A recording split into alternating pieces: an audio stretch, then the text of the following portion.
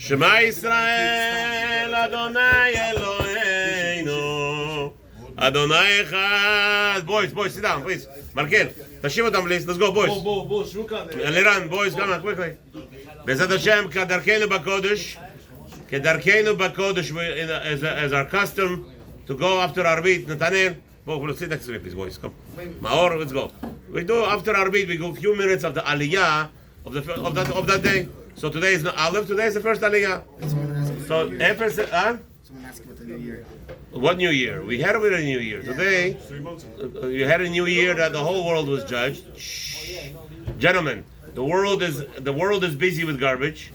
Somebody makes a fake birthday tonight, and they're going to be celebrating punkt till about 12:30, 1 o'clock, the whole birthday. The usual birthday celebration at night, you want to celebrate by 9, 10 o'clock, everybody's home.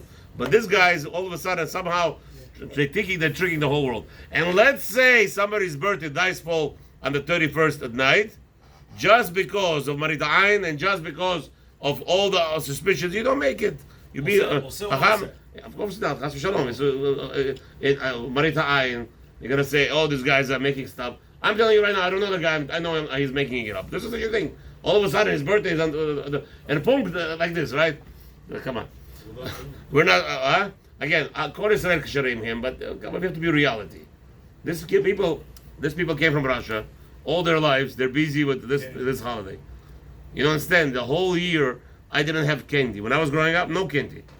That night, the 31st until the 1st, we had candies galore. Here's a chocolate. Are you kidding me? We made halal. We had my mother was working from 8 o'clock in the morning till 11 o'clock at night, the whole year long. Okay, because we had food. Whatever we cooked, we had food.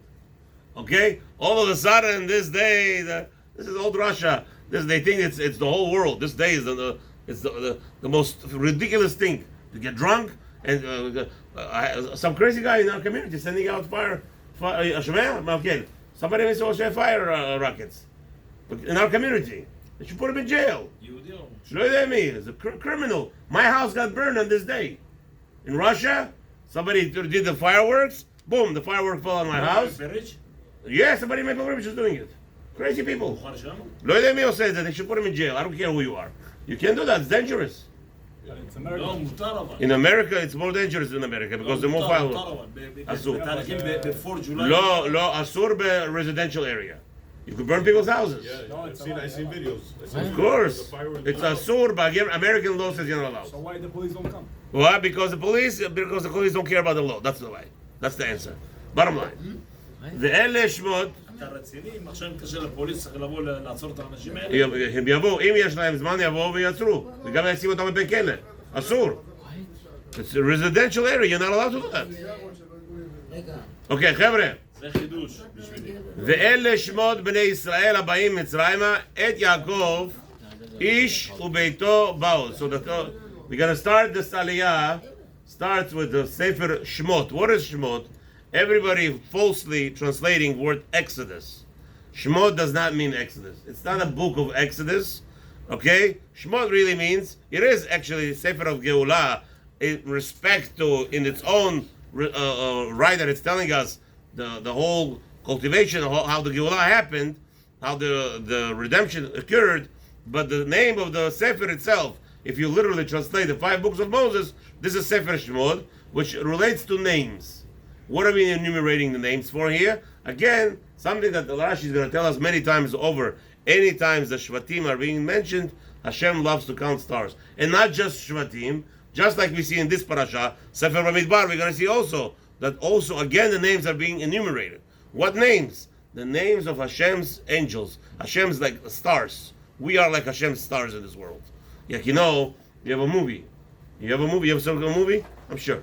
You will see a movie in the beginning of the movie right away. Starting X, Y, and Z. And whose name they put? The hottest star right away. That's starting his name. The guys you never heard of, they'll put in the back.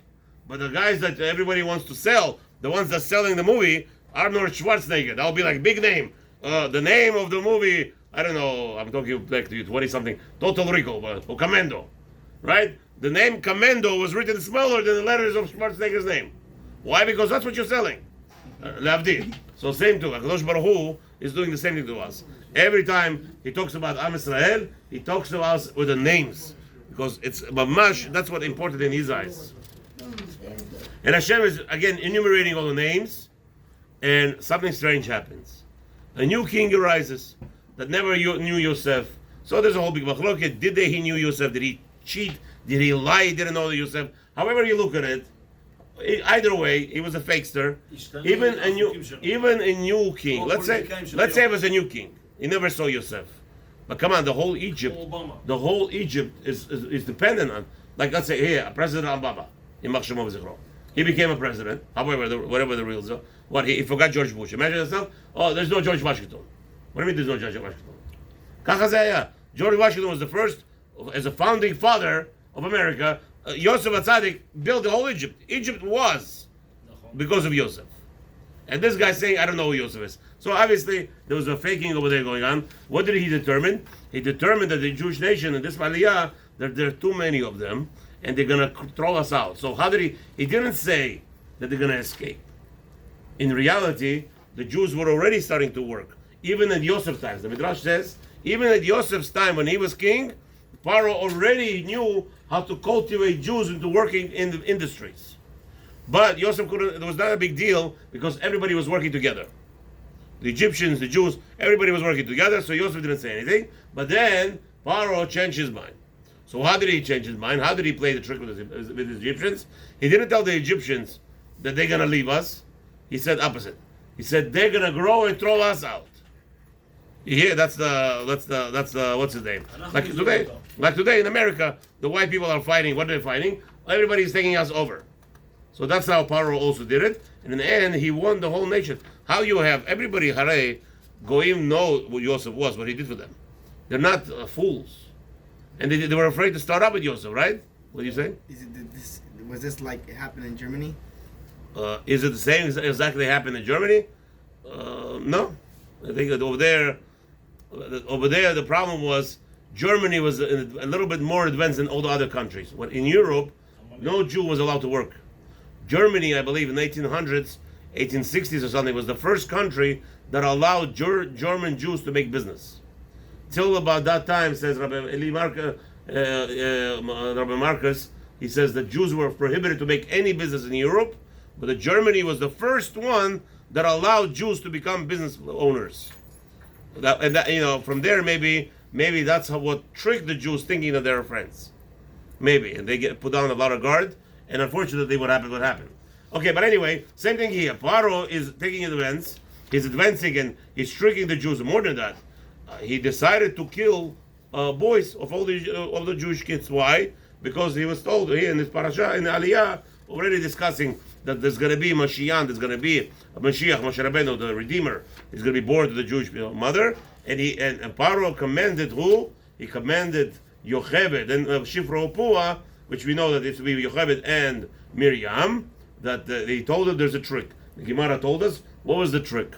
He told them to kill the babies before anybody knows the baby is born. How do you do that? He says kill only boys, don't kill girls. What happened? So the Gemara tells us, the Gemara Satah with the Daf Yud Bet, that he gave them a sign. He says a boy's face, when he's born, the mother is prepared to give birth, spreads her legs out, right? The baby's going to come out. Question is, how's the baby, how do you know it's a boy or a girl? By the head. You don't know. When the head comes out. He told them when you see a baby, choke him. When baby comes, break his neck and pull out. Okay? That's what we're talking about. So now, so by the neck, he told them to kill the baby. But how are you going to know? So he gave them a secret.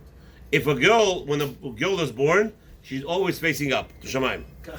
When the boy, why? Because she's receiving. A woman is always on the receiving end. A boy is always his face will be facing down because he is giving over. B'Tselem Elokim. B'Tselem Elokim actually, as it stands for Yud, right? Yud is the head. K, the Hey, has the two hands, and then you have the middle Vav, and then you have a Hey again. So that Vav is the tzedor of giving Shefa. That Vav that the man, when he's with his wife, he gives her the blessing of this world. He's giving her all the strength in the world, by the way. That's what it says. The Gemara, the Torah tells us, Shlomo Melech, a man should not sleep with a woman too much. Why? Because every time he sleeps with her, he gives away his life. He loses his life. Because he loses his life. He dies younger. And the Rambam says that most men die younger because they're sleeping with their wives too much. So that's another thing. So over here, so now, so the man is always giving, right? So the man is giving the power of giving. So when the baby is born, the man, Paro says to the midwives, his face will be face down, break his neck right there, kill him right there, and take him out. Tell him he was born dead. Right? And the aliyah ends. The aliyah ends. The midwives, they were afraid of Hashem, and instead of killing the babies, they actually kept them alive. Tomorrow we'll discuss again aliyah.